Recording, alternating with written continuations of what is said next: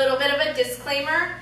Obviously, I'm at the dance studio with a lot of space. So if you're on carpet or have a lot of furniture or like animals or younger brothers climbing around you, just be careful. You might have to modify. So I will talk about how to execute a fouette turn and practice them, but I'll also talk about some ways for you to practice like a prep for a fouette. So if you don't have as much room, you can always work on that. So just make sure not to do anything that's going to twist your ankle. Make sure your ankles can move freely and just be safe.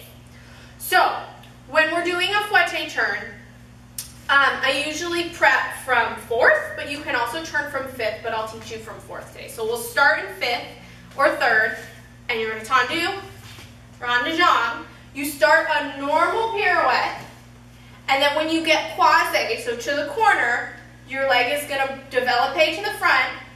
You face en face, it comes to the side, notice I'm in plie, and then your leg comes back into passe. It's really important that your leg stays at the same level. It does not matter how high it is, but what you don't want to do is whack your leg up super high and then have it come down, because your core is going to have to recalibrate to that, and your turn's going to end up a little wacky. So when you come around, you're in passe, your leg just extends from there, open to the side, and then you would releve. So you go plie and side and then up. When you face the front, when you're opening your leg, your arms come out too, just straight out. Just make sure they're not behind your body, because then it's going to open your rib cage and you'll also lose control of your core. Side, and then when you come in, you releve. You want to make sure you have a nice deep plie, but you don't want to stay down there too long, okay? I'm going to show you some fouette turns.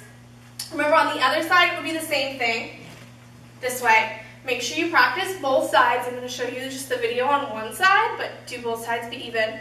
And then we're going to talk about some prep for it. Okay, I always like to fouette to like non-ballet, exciting music, because it like helps me do the turn. So that's what we're going to do today. All right. 5, 6, 7, 8.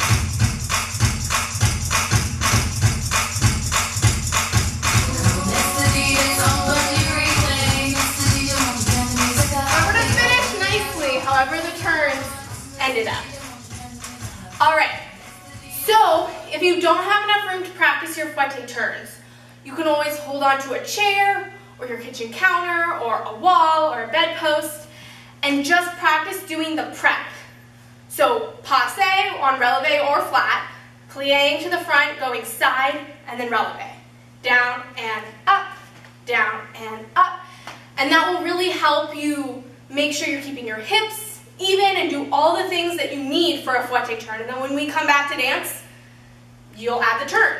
So you always want to make sure, like I said, your legs staying level and also that your hips staying down. So don't lift your leg too far to the side.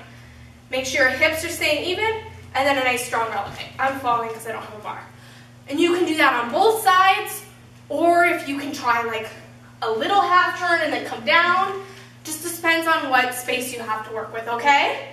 Make sure to practice both sides, okay? Have fun, be safe, don't kick anything.